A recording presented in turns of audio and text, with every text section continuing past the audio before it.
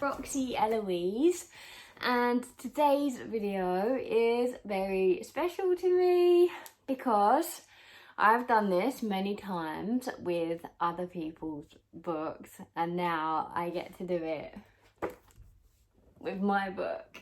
I just came to say, I hope it's not too late, I hope it's not too late.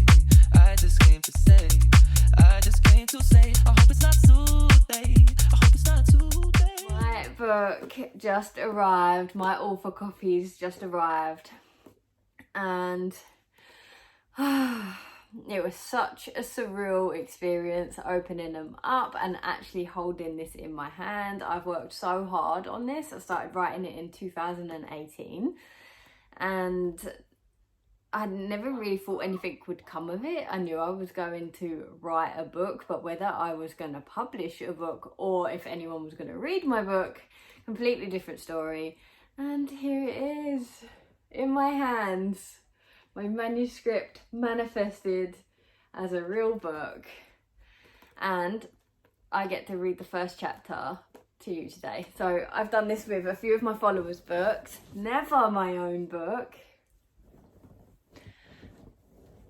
and now I get to read my own book to you guys. Wow. So I hope you enjoy it. Chapter 1. Tried a daddy no. Tears rolled past my temples. Tears rolled past my temples, dampening my pillow. It's not real, it's not real, it's not real. I had the dream about my parents again, the one with the young boy who couldn't save me. It always made me wonder how my parents died. But that topic of conversation was considered disrespectful and never discussed between young enforcers. We were in training now, and we should be grateful for it. Our past, irrelevant. I lay still, stealing a few more minutes in bed before dread engulfed my body. I twisted onto my front, pushing my face deep into my damp pillow. The day was finally here. Up now, little lady. Nanny Kimley Luminosa came bursting through my bedroom door. I responded with a long, involuntary groan, holding the pillow tight around my head. It's an important day for you, she continued, ignoring my muffled moaning. You're going on to bigger and better things. Better things? I mumbled into the pillow. I just want to stay in Mustard forever. You want to stay in the children's quarter forever, She hummed after I stayed quiet. How silly would you look in Mustard when all others your age will be in Navy? She perched on the edge of my bed and stroked the loose white hair out of my eyes. She looked almost the same as she did in my dream, perhaps slightly curvier now, and silver strands laced into her red bun. And, my dear, she said, still stroking my hair, it's Unity. You could match. That'd be nice, wouldn't it? No, Nanny Kimley, it wouldn't. I don't want to match. I'm going to answer the questions so honestly and ensure I won't. I don't want to get married. I sat up in bed hoping to convey my seriousness. I'm only 16. Nanny Kimley hid a subtle smile, as she sometimes did when I pushed my luck. Unity only matches you. Look at it like an engagement. The wedding will only take place the year you or your partner turns 30. Yeah, but if I match with a 13th year, then that will be next year. He will be 30 next year. Such an age gap seldom happens, Aurora. It is scientific. If you are matched, you will like it. I huffed. I don't understand why we can't choose to be admitted. Sr. Boulderfell just wants what's best for his children.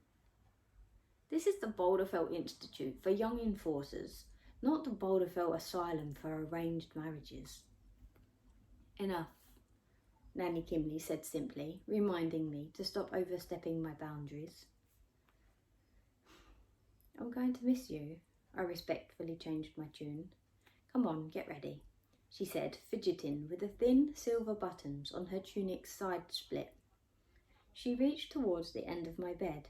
Your new uniform, she added, handing me a navy jacket, a pair of navy combat trousers, and a new pair of black boots.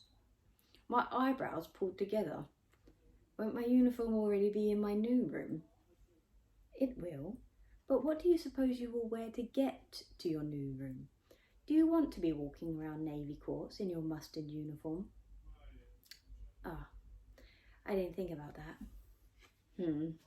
She hummed in her usual all-knowing way. It will be so strange seeing you in blue instead of yellow. You're going to look so grown up. She smiled, and then the hazel of her eyes glazed over. I figured she was reminiscing about our past, and I seized my opportunity. Nanny Kimley, did I come in with a young boy the first time I met you? I asked about the boy from my dream, needing clarification. It was just that, a dream. But Nanny Kimley frowned. I said, that's enough, little lady. She gave me a stern look before standing up and brushing off her black tunic. Now, don't concern yourself with such things. You're in the adults' quarter now, and you have a busy day ahead of you. I kept my mouth shut and faked a small smile. Nanny Kimley gave me an approving nod for holding my tongue. And Aurora, please stay on the right side of Seal Jensen. He won't be so lenient on you now you're in Navy.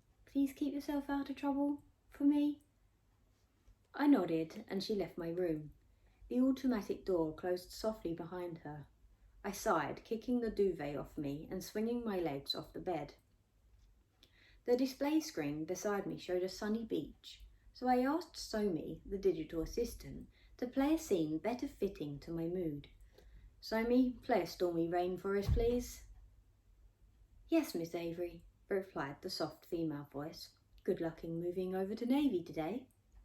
Yeah, thanks.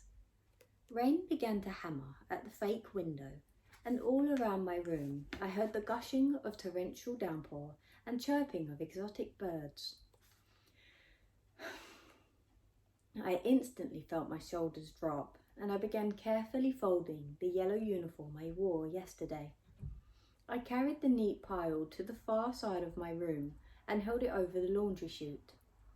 My room, my Nanny Kimley, and my uniform were the three things I could always rely on to be there. Today I was losing them and leaving all I'd ever known behind. I closed my eyes and let the uniform go.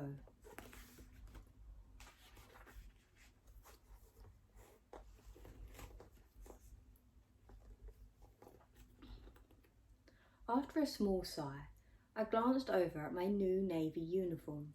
It waited for me on the bed in its protective wrapping. Guess I should get this over and done with.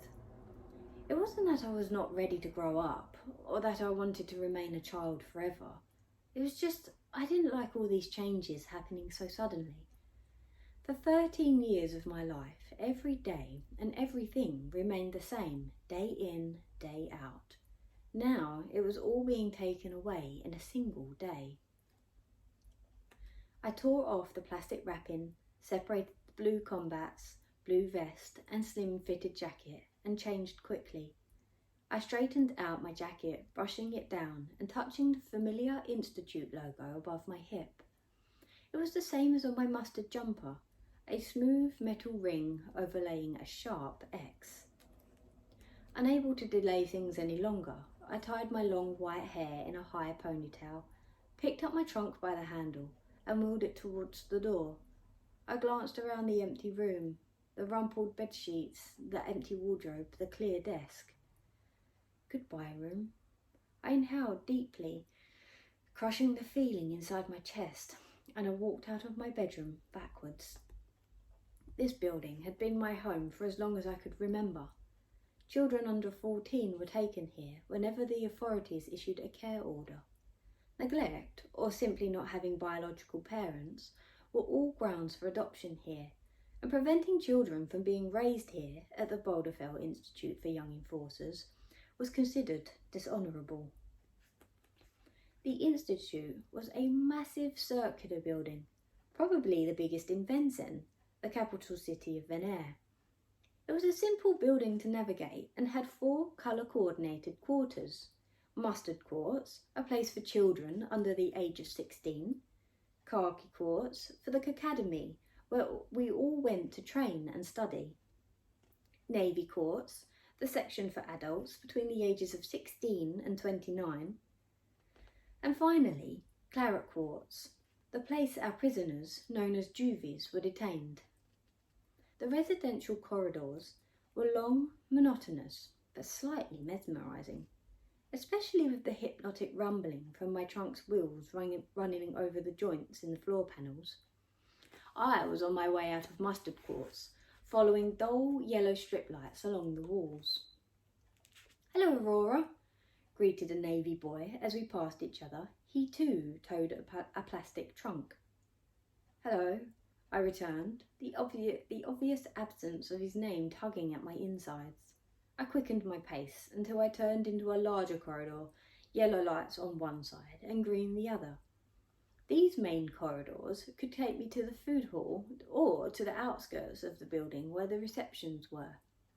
Children stayed inside the institute most of their childhood, so glass doors and glass walls around the building gave us the closest feeling to being outside. I turned right into khaki courts, seeing it was still dark out in the city and the streets were deserted. Curfew didn't end for another 10 minutes. Arriving at the Navy reception, I stood in front of a large curved reception desk, dark blue lights reflecting on these white surfaces. "Good morning," I said quietly. "I need to check into my room, please."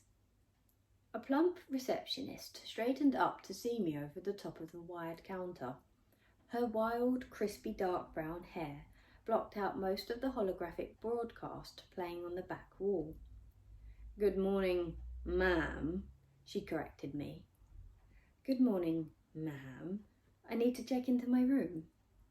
I intentionally exaggerated the ma'am, hoping to move things along. Her eyes flared along with her nostrils. "Would you like me to call for Theodore Jensen?" she asked, her blue eyes bulging. "He will not stand for your rudeness, and neither will I." We used the word Theodore as a sign of respect for high-ranking officials, and I, in no way, wanted another encounter with Theodore Jensen again, so I sucked it up. "No, I'm sorry, ma'am. I've just advanced from mustard courts. I am Aurora Avery, and I need to check in, ma'am. Please?" "I know who you are, and your insolence may have been tolerated in mustard, but it will not be tolerated here." She thrust a large brown envelope towards me. I reached over to take it, but she held it down with her chubby finger. "Yes, ma'am. I am very sorry, ma'am. I will behave, ma'am," I replied, holding back a laugh after amusing myself. "Sarcasm gets you nowhere, Aurora." I swallowed, anticipating the backlash. But the ogre lifted her hand. Unable to believe my luck, I took my envelope quickly and fled from the receptionist before she cooked me up for breakfast. I was pleased to find my new room was exactly the same as my old one. It had the same plain panelled walls, the same window display by the bed, the same laundry chute by the wardrobe, and the same ensuite by the desk. The only way of knowing I hadn't walked back into my old room was the blue duvet cover on the bed. I rolled my belongings into their designated place alongside the ensuite and opened my welcome pack. It enclosed a huge stack of paperwork, which included a temporary daily schedule and a welcome letter. A cold shiver ran down from the top of my head, waking up the hair on my neck. My eyes focused on a sentence in the letter. The posh font didn't make the content any more attractive. "Successful candidates of the Unity Assessment will be allocated new bedrooms next to their betrothed." I'd momentarily forgotten all about the Unity Assessment, and the letter reminded me like a wet fish to the face. Now the fish felt like it was swimming around in my stomach. I studied the sentence again. Next to. Well, at least that was something. Sod sharing a room with a boy. From the moment I read the letter, I couldn't cope with the overwhelming anxiety. I needed to get rid of the fish, so I decided to head to the academy to sit the test without meeting up with my best friend Celia first. I was sure she would be in there anyway. She'd probably be already eagerly completing her test. She loved Unity. It was supposed to find our perfect partners, somebody we would be expected to spend all our time with, and someone we would eventually be expected to have children with. For what reason? I had no idea. I always heard the same thing. Unity is a privilege, a rare prerequisite. The old library was busy with enthusiastic navies, all quietly completing their assessments. After a failed scan for Celia, I searched for a free booth, finding one nestled between two girls who didn't even notice me take a seat. Whilst settled on my stool, conscious of the cameras pointing at my face, detecting my blood flow, temperature, and muscle movements, I touched begin. My heart rate displayed on screen. I assumed that had something to do with the pico plant under the skin in my wrist, and this whole setup gave me the impression these assessments were impossible to cheat. I read through the introduction briefly, avoiding another explanation as to why this test was so great. Trying to keep my heart rate steady, I wondered what my vital stats were identifying. Could they tell I was irritated? Yeah, betrothed to marry, I know. Yes, I'm honoured to be given this privilege. Okay, here we go. Question 1, let's see. Cats or dogs? I read the question aloud. What has that got to do with finding my soulmate? I thought this test was supposed to be scientific. Amused eyes looked over in my direction. Aurora, that's enough, said Lady Joanne Maxine, supervising the candidates this hour. If you want me to call for C.R. Jensen again, you're going the right way about it. You're in Navy now, not a child. Keep your head down and start thinking before you speak. Yes, ma'am.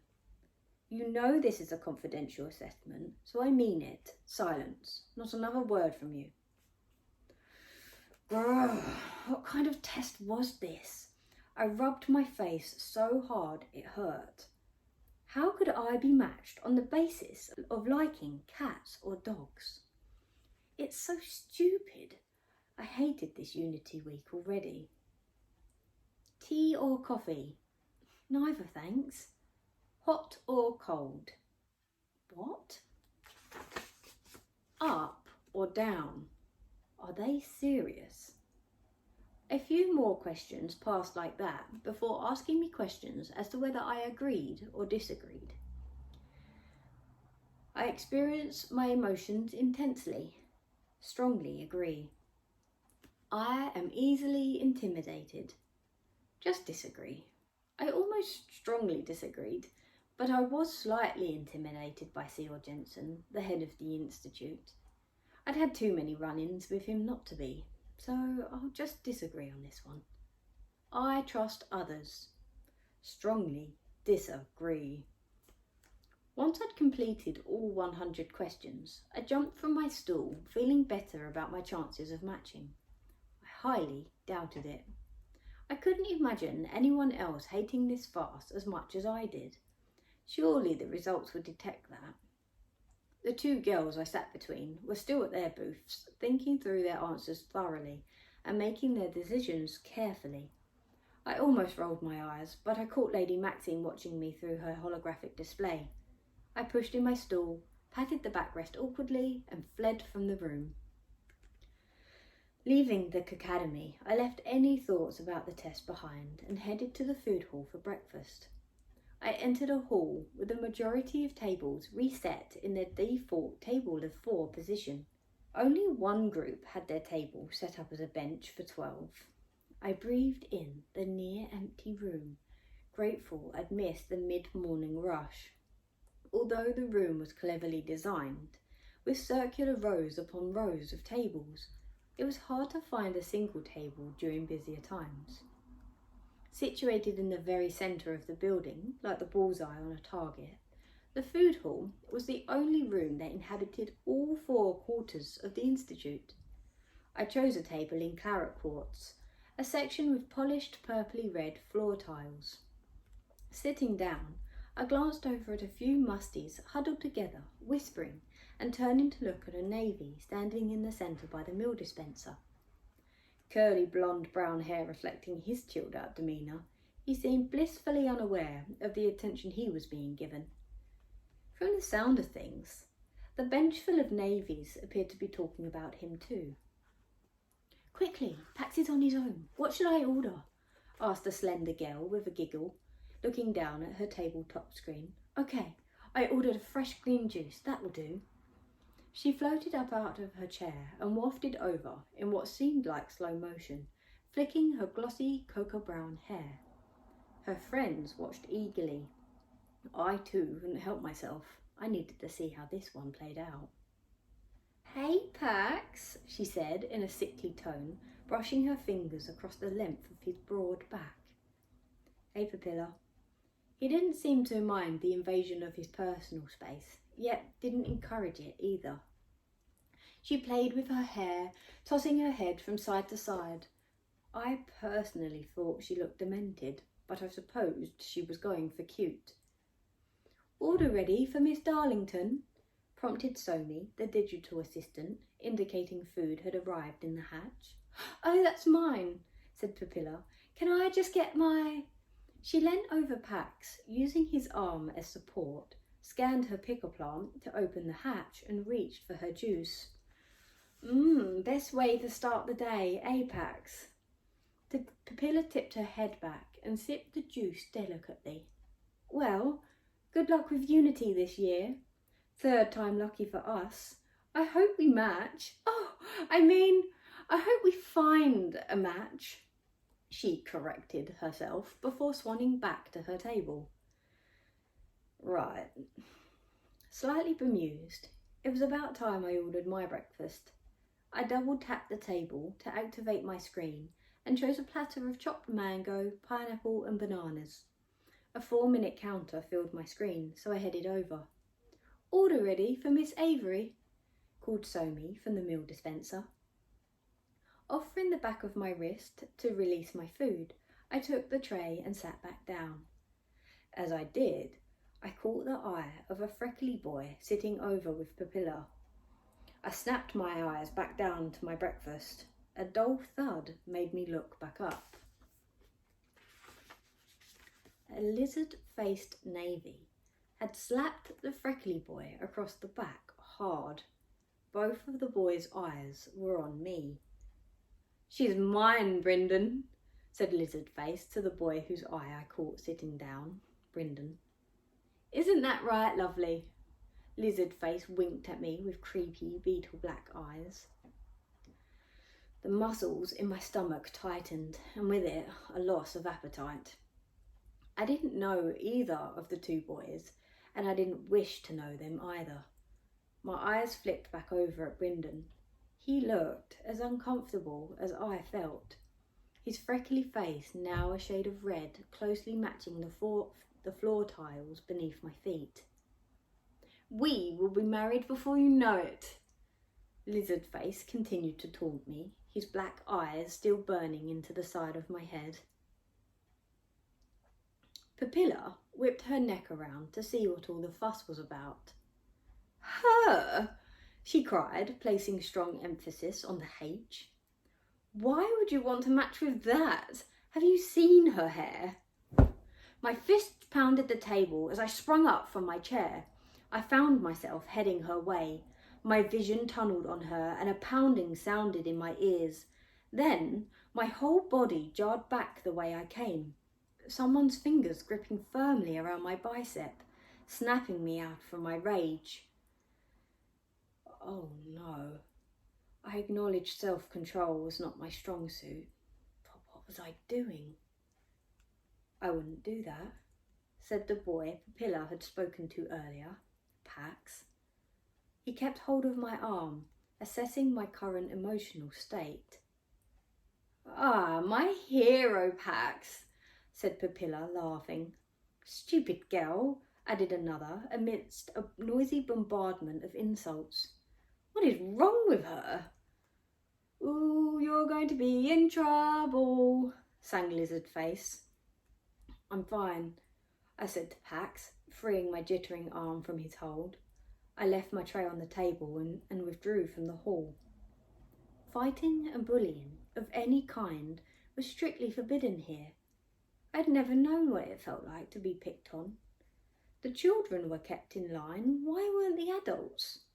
I started to think being in Navy was like being in a prison with no guards. Chapter 1 of The Guidal Discovering Puracordis by Roxy Eloise. So this will be available on the 2nd of April 2022.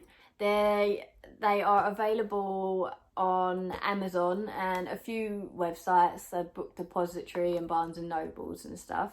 And they're also signed copies are available on my website, and also available on my website are the Ultimate Experience book boxes, or the Guidal Experience book boxes, which is basically a fully immersive experience where you get to open gifts that are associated with the book, as well as a few gifts that just help enhance the experience. It's just something that if it existed with my favourite books, I would 100% buy, just for the escapism and the whole experience of being so immersed in the story that I'm reading. And that's what the book boxes are for, and they're available only on my website and events that I go to.